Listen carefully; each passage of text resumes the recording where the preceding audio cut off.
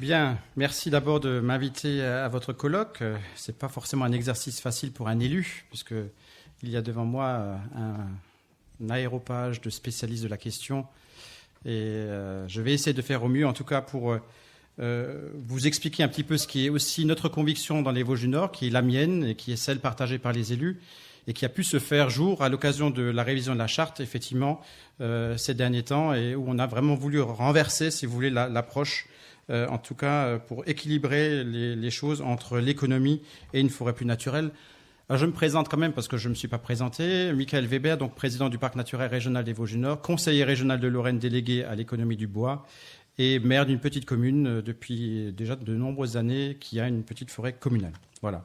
Alors pour vous situer le Parc naturel régional des Vosges du Nord, mais je pense que beaucoup le connaissent déjà, notamment grâce à Jean-Claude Génaud.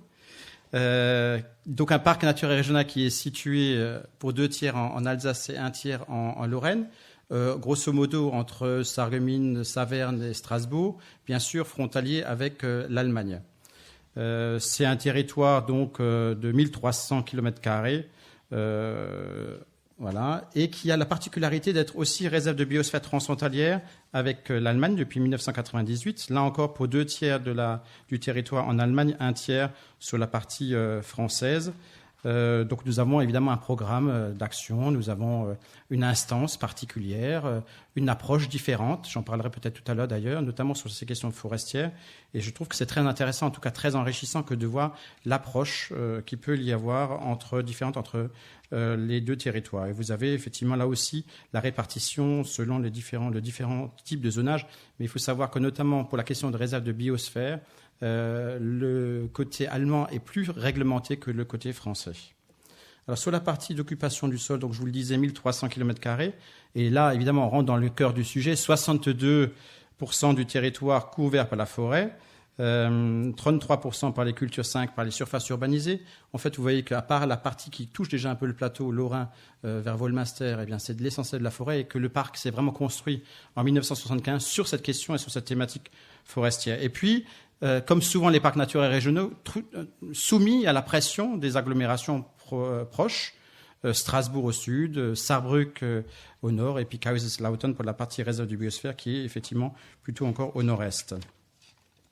Donc sur la partie forêt, 80 100 hectares de forêt. Et puis ce qui est important, c'est que 70% de la forêt est une forêt publique, répartie donc entre la partie domaniale et la partie communale. 30% qui sont de forêts privées. Sur la gestion contractuelle, donc, nous sommes opérateurs Natura 2000 sur l'ensemble des sites du parc naturel régional des Vosges du Nord. Il y a en réalité un seul tout petit site où nous ne sommes pas opérateurs, mais pour le reste des sites, nous sommes opérateurs. Et c'est quand même important puisque ça représente 12% du territoire. Et puis nous avons d'autres, évidemment, dispositions sur lesquelles nous intervenons. Alors, pour la charte du parc naturel régional des Vosges du Nord, comme le veut la loi, bien évidemment, avant de construire la nouvelle charte, il faut d'abord faire un diagnostic territorial. Et notamment sur ces questions qui sont des questions forestières cruciales pour notre territoire. Donc on a souhaité prendre 4 critères.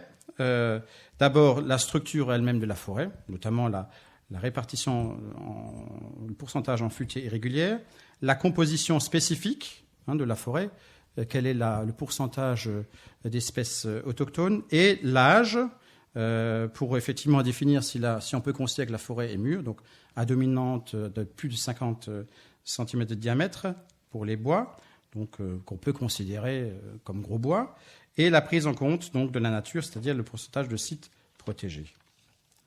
Alors, on s'est basé, on a travaillé bien sûr sur la partie des 10 forêts domaniales. Ce sont des forêts qui peuvent effectivement être très importantes en termes de surface, puisque nous arrivons pour certaines forêts domaniales jusqu'à 8000 hectares. Donc c'est quand même l'interlocuteur État public et donc l'ONF derrière est quand même depuis longtemps, j'allais dire depuis très longtemps, traditionnellement un interlocuteur privilégié avec lequel il faut créer à la fois la confiance et le respect nécessaires, mais aussi parfois le rapport de force pour petit à petit avancer chacun ses attentes, mais avoir un projet qui soit un projet politique pour le coup et de territoire qui soit véritablement partagé. Et donc là, vous voyez la partie donc importante en forêt domaniale, mais notamment là où des aménagements ont fait l'objet, effectivement, ont été étudiés par le parc, puisque nos agents portent un regard sur la forêt domaniale. Ça a été toujours le cas sur la forêt domaniale, mais là où c'est plus récent, c'est sur la forêt communale. On a bien senti, j'ai bien senti moi-même sur notre secteur un changement, si vous voulez, de mentalité ou d'approche sur la forêt après 99, après la tempête.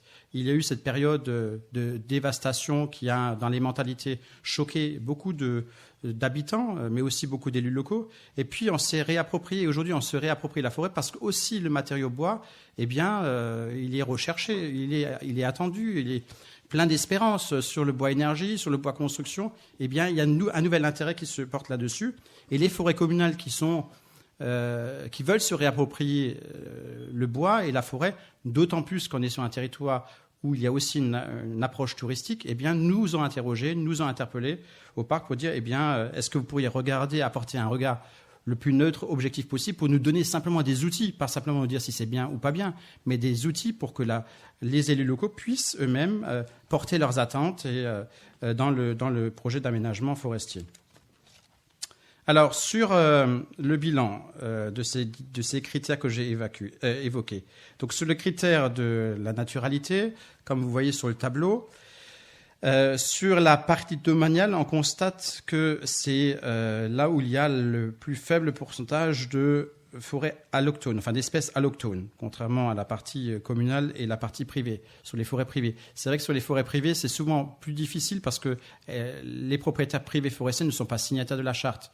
On essaye d'avoir des contacts et ils sont plutôt bons avec le CRPF, bien évidemment, mais les propriétaires privés en tant que tels ne sont pas signataires de la charte, contrairement aux maires et bien sûr à l'État. Donc le rapport est un peu plus difficile pour en tout cas avancer un certain nombre d'exigences. Sur le pourcentage en forêt irrégulière, on s'aperçoit que c'est pour le coup sur la forêt privée où il y a la plus grande proportion, mais en sachant qu'il y a un gros propriétaire forestier privé qui gère sa forêt selon les principes de Prosilva, donc ce qui explique que là la répartition est plutôt très bonne. Sur les forêts matures, mûres, là encore c'est de la forêt privée, mais je pense que là on peut d'ailleurs dire que les choses sont liées. Et puis sur la protection, c'est en forêt domaniale qu'il y a le plus fort taux de forêts protégées. Alors, ce qui amène quand même de ma part une observation, notamment sur la forêt privée, c'est un discours qu'on a souvent localement, à côté des communes ou parfois de l'ONF, c'est de dire forcément une forêt privée, il y a cette connotation, cette notion essentielle qui est celle de la rentabilité financière, économique, et que on s'aperçoit que même en ayant cette notion de rentabilité financière ou de retour sur investissement, malgré tout, on a un taux de forêt irrégulier qui est à 50% et des forêts mûres à 22%. Donc ça doit aussi nous interroger sur la capacité à aller au-delà, effectivement, de ce que l'on constate aujourd'hui et être plus exigeant demain, toujours dans cet esprit qui est d'avoir à la fois plus de naturalité, mais d'avoir aussi une économie de proximité qui puisse bénéficier au territoire. Voilà, donc là, vous avez la partie de forêt gérée en futaies irrégulières. Donc, nous sommes à 9%. Dans la charte, il est prévu d'aller au-delà.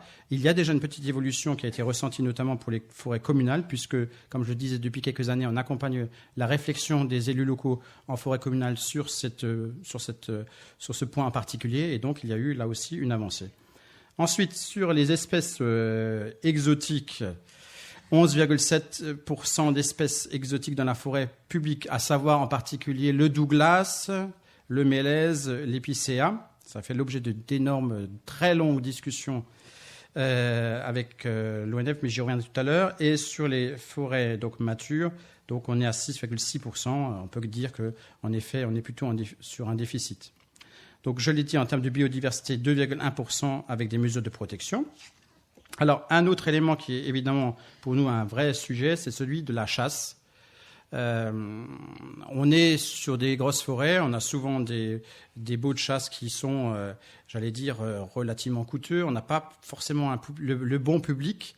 Et donc, on a parfois certains bailleurs qui sont plutôt à faire de l'élevage, je le dis comme ça un peu rapidement, plutôt que d'avoir une évolution, je dirais, normale, naturelle, là aussi, de la pression synergétique. Et donc, on a, en termes de cervidés, de sangliers, une forte proportion qui quelque part, pénalise ou commence à pénaliser, c'est en tout cas le constat que l'on fait, la biodiversité en forêt. On a, de ce point de vue-là, quelques expérimentations qui ont été menées où cela apparaît clairement. Alors, le bilan de la Convention ONF. Depuis 1997, nous avons une convention avec l'Office qui se veut exigeante, qui veut aussi aller vraiment vers de la formation.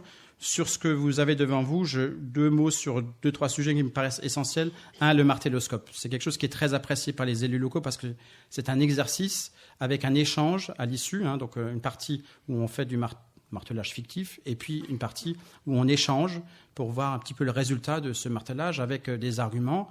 Et je trouve que c'est effectivement très intéressant parce qu'on se met en condition et on voit bien que chacun a peut-être d'autres attentes lorsqu'il fait un choix et lorsqu'il décide d'abattre ou pas un arbre. Et ça, vraiment, c'est important. Et là encore, dans le cadre de cette réappropriation de la forêt, c'est essentiel. L'autre élément qui me paraît important aussi, c'est les aménagements participatifs. Nous en avons fait 2 sur la forêt domaniale. Les élus locaux et les acteurs locaux ont été vraiment ravis parce qu'ils se sont considérés de nouveau partenaires de la forêt domaniale. Très longtemps, la forêt domaniale était considérée comme quelque chose de l'État. Les maires et les élus locaux, même parfois la population, n'étaient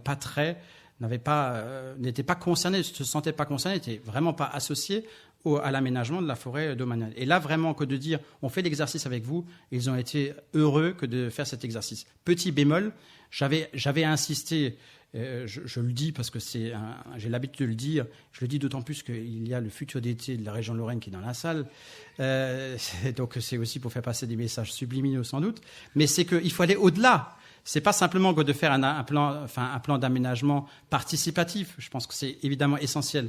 Mais ce que disaient les acteurs, c'est de dire, on sait bien que l'évolution de la forêt et que sans doute les dispositions qui ont été prises, dans le temps, quand on voit le pas de temps qui est celui d'un élu de 6 ans et le pas de temps de la forêt, c'est pas comparable. Mais en même temps, il faut aussi avoir ponctuellement ce regard pour analyser les choses, pour regarder si l'on respecte le plan d'aménagement qui a été co-construit.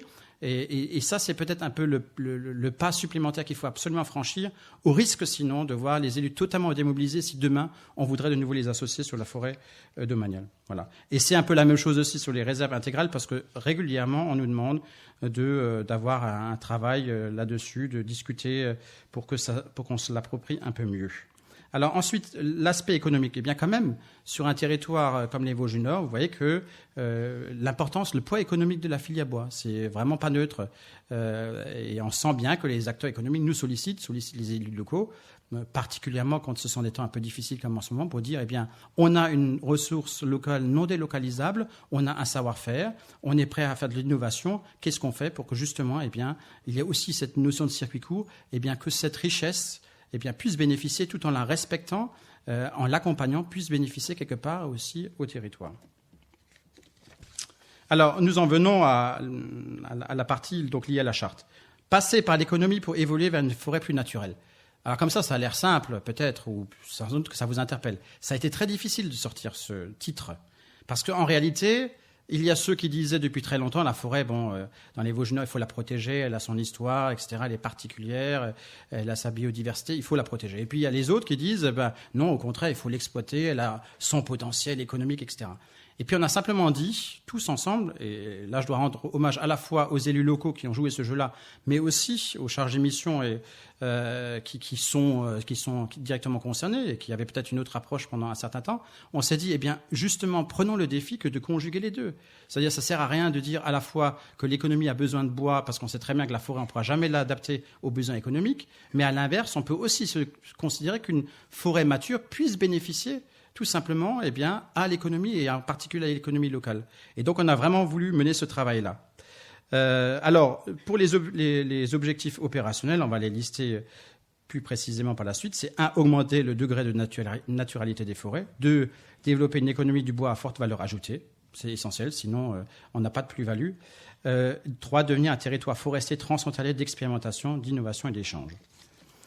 Alors, augmenter le degré de naturalité des forêts. Alors oui, c'était d'abord de mettre en œuvre une gestion sylvicole spécifique au territoire du parc. C'est aussi d'expérimenter pour augmenter le degré de naturalité des forêts c'est améliorer la gouvernance, ça c'est un élément qui est essentiel pour nous les élus locaux. Là encore, on imagine des outils, une commission spécifique liée à l'expérience qu'on a menée notamment sur les aménagements participatifs, pour qu'on mette autour de la table les différents acteurs, qu'ils soient économiques, les usagers, les différents usagers de la forêt, les acteurs locaux, et puis bien sûr tous ceux qui considèrent qu'il faut bien sûr la protéger.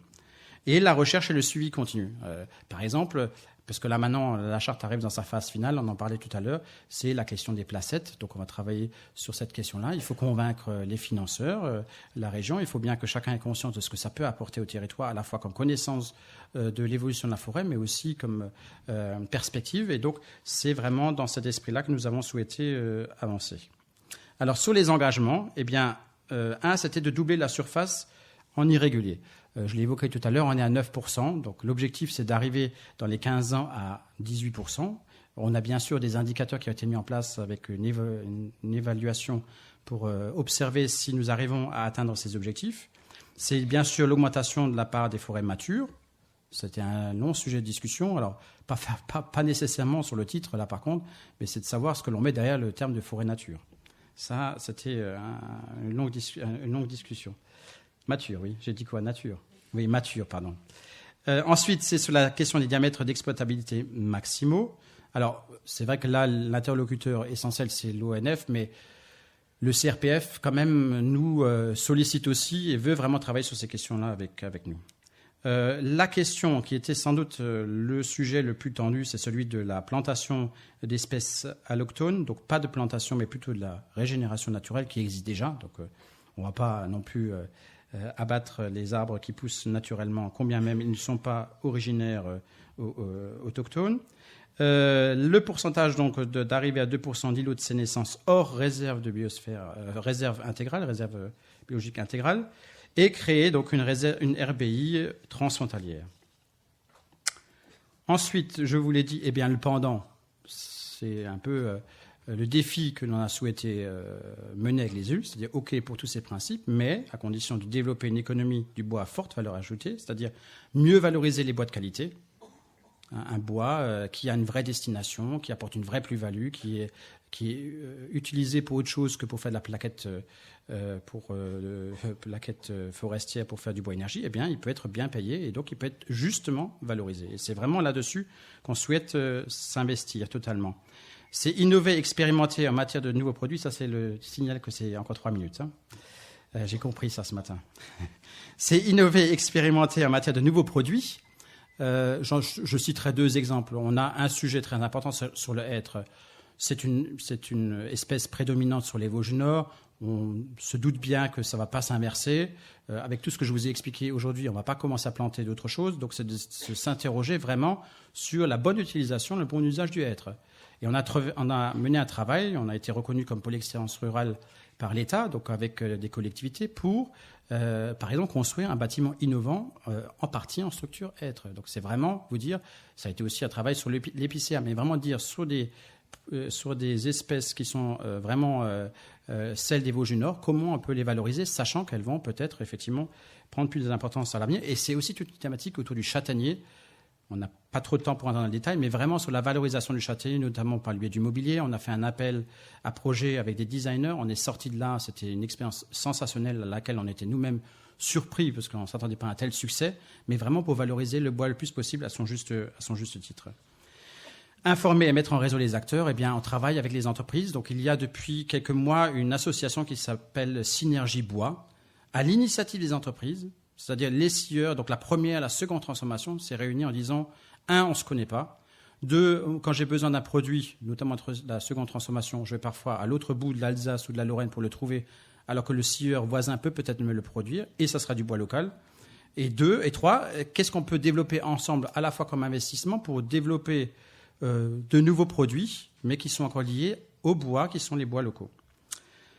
Poursuivre le développement du bois énergie tout en prenant en compte les enjeux particuliers du bois bûche. Alors, le bois énergie, je suis vraiment très sceptique sur le bois énergie.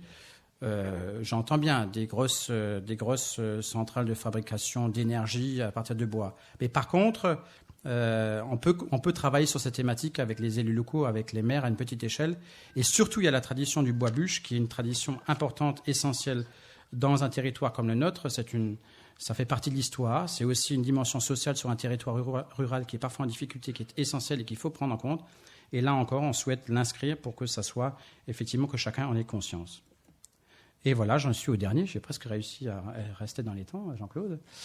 On parlait le matin de prophète, etc. Il m'a bien cadré, etc. Donc, vous imaginez bien. Voilà, devenir un territoire forestier transfrontalier d'expérimentation, d'innovation et d'échange. Donc, développer une économie du bois transfrontalière, parce que y a pas, les frontières sont évidemment poreuses. Hein.